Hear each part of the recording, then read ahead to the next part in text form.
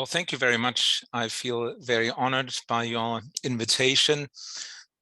I'm also very sorry that I have been unable to follow what I'm sure was or has been a great symposium. I've had a busy day, as some of you may or may not know.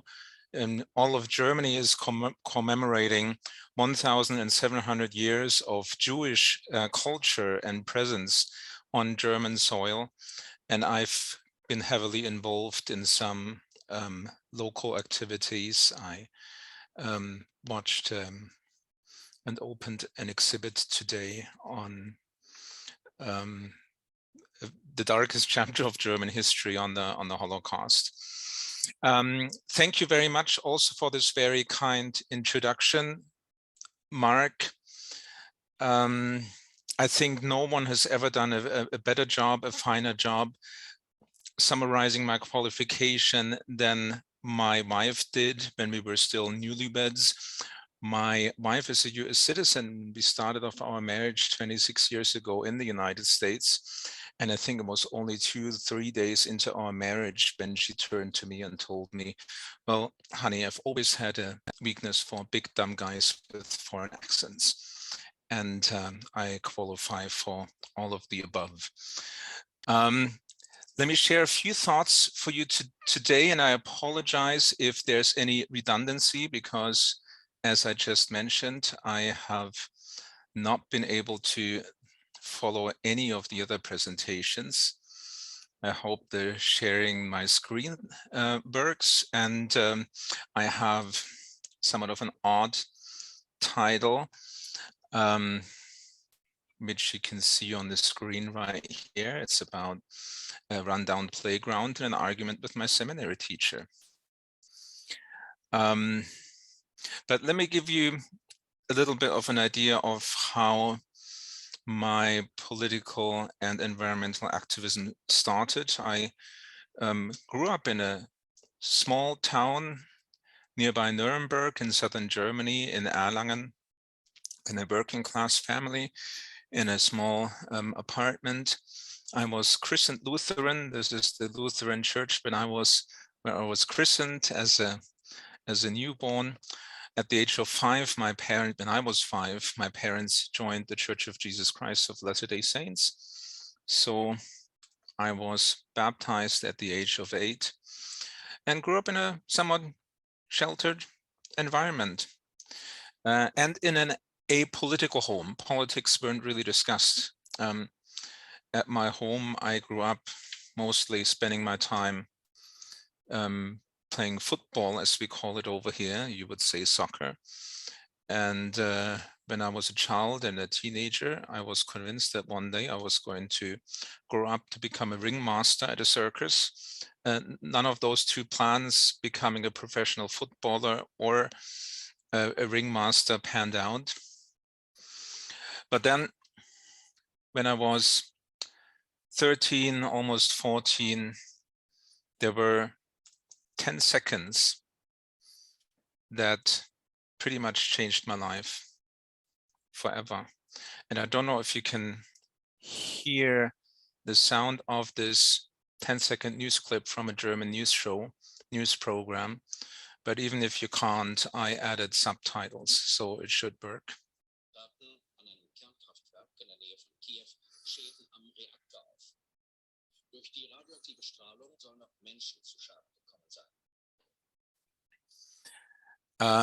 Those of you who are old enough will remember the nuclear disaster in Chernobyl, and having lived in Germany at the time, I was geographically significantly closer. And it changed my day-to-day routine, which didn't seem to be all that sheltered after all. I spent much of my afternoons after school in this particular spot. All the neighborhood kids called it the elephant playground because one of the most dominant, prominent features on that somewhat rundown playground, because the city didn't spend much time on maintenance, was a climbing frame in the form of an elephant with a with a slide in the form of serving as the trunk of the elephant. But we used it to play football there. They had hedges, bushes, trees all around. This is a more recent picture right here. And all of a sudden, after the nuclear disaster, we were told that we couldn't go to that playground anymore. And we were restrained to staying at the apartment, an experience that many of us have become more familiar with in recent years than we ever wanted to. But even after a few months, when things, when we started with our normal routine again, this playground became threatened, and Mark just mentioned it in his introduction. That was pretty much that was my political awakening when I learned that this space, which had become special and sacred to me, was supposed to be developed as a parking lot. So I started contacting the media and the city. Neighbors noticed that. They invited me, and I was barely 15 years old, but they decided to make me their spokesperson. So I gave my first radio interview, and we were actually able to succeed. The playground stayed. It was not developed as a parking lot, and for another 35 years, I've moved away now. Now it's a parking lot, but back then we were successful. I also started being active in several local community groups, environmental groups. I joined a political party out of the environmental movement in Germany of the 70s, 80s. Two parties came out of that movement. I think in US media, if at all, you've heard of the Green Party, which particularly back then was left to far left. And then there was a conservative Green Party, so to speak, the Ecological Democratic Party, ODP, which I've also joined. And at some point in 92, that was the year I graduated from high school, a regional magazine ran what wasn't as much of a ranking as it was a comparison or a feature of all grammar schools, all high schools in the area. And the short article on my particular high school only mentioned 3 individuals: the grumpy custodian, our principal, who had the last name of Unsinn, which translates as nonsense. So Mr. Nonsense was our principal. And then it had this quote about me: the environmental club with the occasionally somewhat annoying ÖDP functionary Ralf Grunke at the helm monitors compliance with ecological criteria. I was quite pleased with with that assessment, and I think my wife and my children would still confirm that it seems like I do find some pleasure in being occasionally somewhat annoying, and at least part of the time, not just for the fun of it, but because if you want to get things done and get things changed, you sometimes need to be in the place of others, in the way of others, and you sometimes have to propose new ideas that aren't easy to accept for people who are accustomed to other ways of thinking. Anyway, that being annoying was also something that members of my board could attest to. One of them being my seminary teacher. I remember one particular lesson on the Doctrine and Covenants. She shared this scripture with us one day from Doctrine and Covenants, section 104, verse 17. For the earth is full, and there's enough to spare. Yea, I prepared all things and have given unto the children of men to be agents unto themselves. Her conclusion was, and that's what she suggested to us, was that there was no need for us to be careful with using resources, because there's plenty of it. There are plenty of resources. The Lord filled the earth with them. We don't have to be careful, and we can do whatever we want because we are agents. I started arguing with her, quoting the next verse, which reads, therefore, if any man shall take of the abundance which I've made and impart not his portion, according to the law of my gospel, unto the poor and the needy, he shall with the wicked lift up his eyes in hell, being in torment. Now, I may not be a theologian, but it seems to me like both well, the Old Testament, certainly the New Testament, but also the scriptures of the Restoration have coded language when it comes to commandments. Certain commandments, such as thou shalt honor thy father and thy mother, have connected, coded, and highlighted as key commandments by connecting them to specific blessings promised for obedience to those commandments. And in some other cases, certain condemnation is promised if those commandments aren't followed, and that's the case right here. I do remember thinking about how we simply couldn't continue to live, act, and run our economy the way we did, because it was placing a threat to many. That's what I learned through the Chernobyl disaster. But also, these are somewhat recent statistics, not from my youth. How many Earths we would need if the world's population lived like all Germans, because we are using resources at a much faster pace than the Earth can replenish. We would need 3.2 Earths if the entire world lived and consumed like Germans did, or 4.6 Earths if we all lived and consumed like US Americans did. And this is according to the Global Footprint Network. But this discussion with my seminary teacher drove me to the scriptures. And I've found a wealth of ecological wisdom, such as this scripture, but it is not given that one man should possess that which is above another, wherefore the world lieth in sin. I also remember a hymn. Some of the German hymns weren't really a translation of the English originals, but whoever wrote the German lyrics came up with a completely new text, such as the case with the German version of In Our Lovely Deseret, which is no longer found in the German hymn book. But it wasn't the greatest poetry I've ever come across. And admittedly, as a teenager, my buddies in my branch and I often made fun of this song. The chorus reads, "Blow the moderation trumpet." The entire lyrics emphasize and recommend a lifestyle of being plain, sober, controlling yourself, not using too many resources. While I made fun of it back then, it also contributed to my understanding of what a Latter-day Saint should do. And then, of course, my favorite scripture from Doctrine and Covenants 59, verses 18 and 20.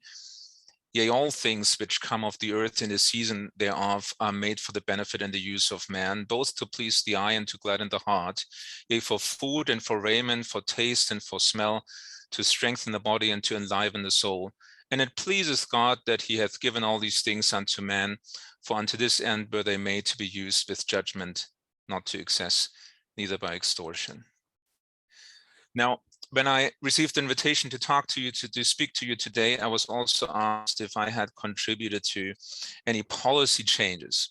Now, I'm active for a very small party, for a minor party, and I'm not a full-time politician. But my party has had some success. One of the greatest successes outside of Parliament was a referendum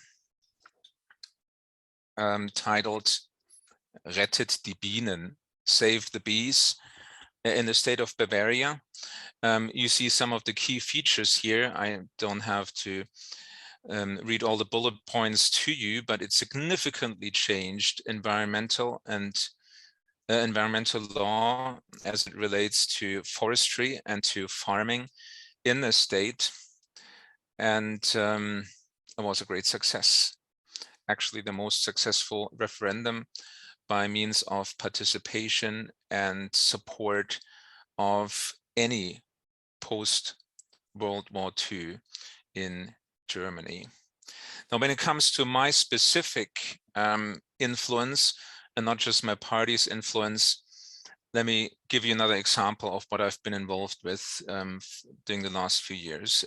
16 years ago, I moved to a new community. I was recruited for a job in Frankfurt, moved to a small town outside of Frankfurt by the name of Nidderau, which is a merger of smaller, formerly independent municipalities, villages, and towns.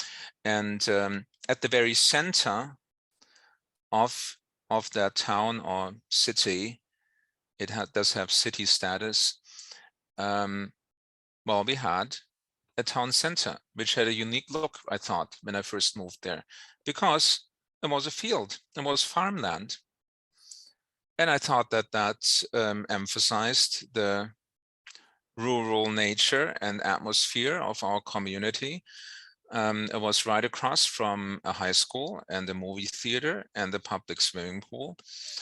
And I wanted to stay farmland, but there were plans to build a strip mall on it. Now, this I thought was a significant issue. We do have a scarcity of farmland in the state and in our country. This caused there to be a historic partnership of the Farmers Association and Friends of the Earth, which, by the way, is the most influential environmental organization in Germany. And they partnered to lobby against sealing and building and on farmland and losing more farmland. Nationwide in Germany, we lose more than 128 acres of agricultural land every day.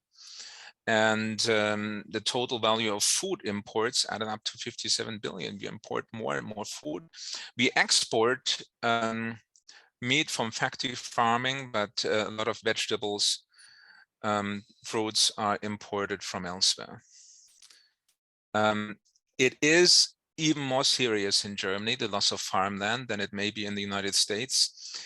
If you look at farmland per capita, you have about, well, almost 3 times more than we do. And then Europe is crowded. If you look at density right here, just comparing Utah and Germany, we may be slightly larger than the state of Utah area-wise, but you can see that we have a much higher density. So farmland is very valuable. So I thought about what I could do to save that farmland and decided to run for the city council. And this time not for my much smaller little ecological democratic party, but I contacted the Green Party and offered them to run for them. Now, without going into details of German local election law, municipal election law, which is probably the most complex anywhere in the world, it is impossible to run as an independent. You always have to run on a party list. And they needed to fill a list. That's why they agreed to have a somewhat conservative environmentalist run for them, even though they're more of a leftist party. And I was on place 4. My chances of being elected were slim, but then another nuclear disaster occurred in Fukushima, Japan. And all of a sudden, the Green Party received high numbers of votes, doubled and tripled the results from previous compared to previous elections. Something that also helped that you may or may not want to be aware of is that our city and town councils are parliament sized. Comparing Salt Lake City with a population of somewhat 200,000, sorry, I missed a 0 there, compared to 20,000 in where I live in Nidderau. Salt Lake City has 7 council members. By the way, one of the recently elected council members is Daryl Mano, my wife's cousin. Congratulations if in case he watches this. Nidderau has 37 council members. So what does that mean? What did that mean for me, for us being elected alongside with 6 other members of the Green Party to the council? In order to have any influence, parties usually form coalition governments, as they do in state or national parliaments. So we formed a coalition government with Social Democrats, who were behind the idea of building a strip mall on farmland. And I learned that politics is always a matter of compromising. This is the result. Remember the field from a few minutes ago. This is the strip mall that's been there for a few years now. I took a picture of it yesterday. But there are a few things that I personally was able to push for and see happen. Otherwise, I would have refused to cooperate and go along. And this is probably, it's still painful for me to see the strip mall there. But at least there's a landscape green belt to the neighborhood, and all residential buildings meet passive house requirements. I've learned in preparing for this presentation that passive house is not a commonly known term in the United States. It originated, the idea, the concept in Germany, is used in various European countries. It's an ultra energy efficient building standard that requires the houses to use very little, if any, heating. Heating in the house is primarily provided for by human bodies. So if it's a little cold, you just invite some guests over and you have it warm again. Well, anyway, so there were some successes there. I do want to have a little time to discuss what I've learned and what I've experienced with you. But in summary, 3 lessons learned throughout my, it's been 35 years of environmental campaigning as a Latter-day Saint in Germany. First, dare to be occasionally somewhat annoying. Sometimes as Latter-day Saints, we just want to be kind, but you can be kind and annoying at the same time. Lesson number 2, the scriptures of the Restoration may be much greener than you think. And I added a link there. I can maybe put the link in the chat too, to the church's official newsroom in the United Kingdom. But you can also find it if you Google or search for Latter-day Saint scriptures may be greener than you think. Now, newsroom articles on church web pages usually don't have a byline. So we don't know who the author is, but I can tell you that his name is Ralf, and he wakes up next to my wife every morning. And lesson number 3, we do need to adopt a culture of eco-sufficiency. We can't continue to follow the ideology of unlimited growth, not even green growth. We have by far exceeded the limits of what we can do to this planet, particularly in the 2 countries that we live in. I don't know if this symposium is being watched by people from other countries. It's irresponsible, and as we learned from the Doctrine and Covenants, it's inherently evil. On this lovely note, let me just share a few ways for you to connect with me, to contact me. I'll leave this up for just a minute or so, and I'm very happy to entertain any ideas, thoughts, questions, harsh criticism, anything you feel like articulating. Thank you very much. Thank you, Ralf. Danke. That was a great message. We'll wait for a minute to see if there's any questions or comments in the chat. I'll just start with the question. Do you feel that you have like-minded Latter-day Saint members of the church in your community or in your country? I do feel like that. I do get that impression. I've noticed that there are significant cultural differences within church culture, comparing not only Utah to California, where my wife grew up, but also Utah to Germany. When here in speaking to fellow Latter-day Saints in Germany, I'm not hesitant at all to label myself an environmentalist, and it doesn't cause anyone to raise his or her eyebrows if I do. Most people agree that shouldn't we all be, and well, not all environmental activists may have to be Latter-day Saints, but all Latter-day Saints certainly, if they take the Book of Mormon and the Doctrine and Covenants seriously, must be environmental activists. If they don't like to label themselves as that, call it something else, call it stewards and earth stewardship, but we certainly have an obvious responsibility to be kind to God's creation. I'm glad to hear that. I'm glad that you feel that there are other people who share your desire to appreciate and protect the earth. That's in Europe, at least, or in Germany. We have some of that in the United States, but there's also some resistance as well. Somebody else asked the question, how do you keep from getting discouraged when so little of what you work for sees long-lasting results? Yeah, if there are any therapists out there, I'm still bitter about the strip mall.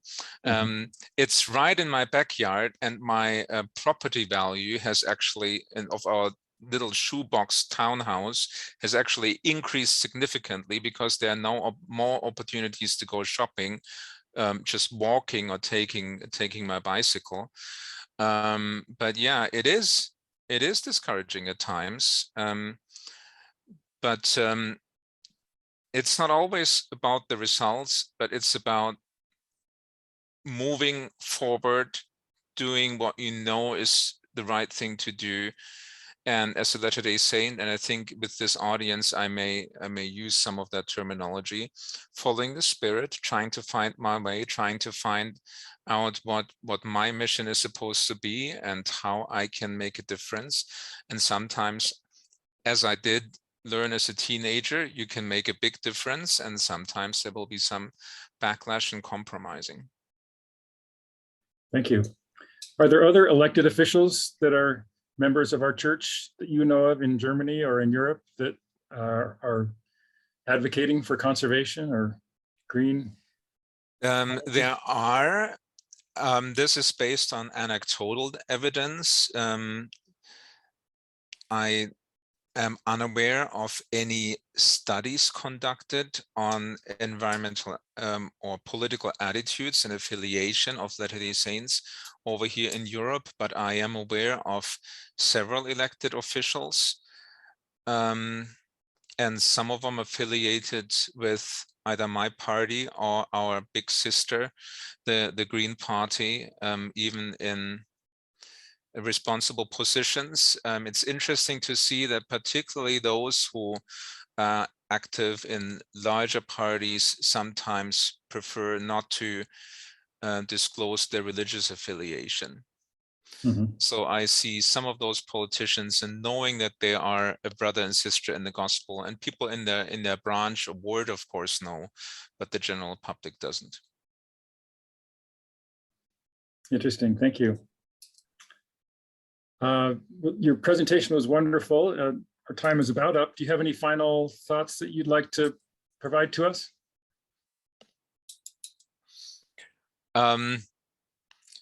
Well, eco-sufficiency begins with ourselves. It's probably one of the hardest things to do as a politician, because what we really need to do is to promise people less. And you don't get elected if you do that, but you can start doing that yourself and declutter your life and think about what you really need and what you're able to share. Discover what your portion is, as it says in the Doctrine and Covenants.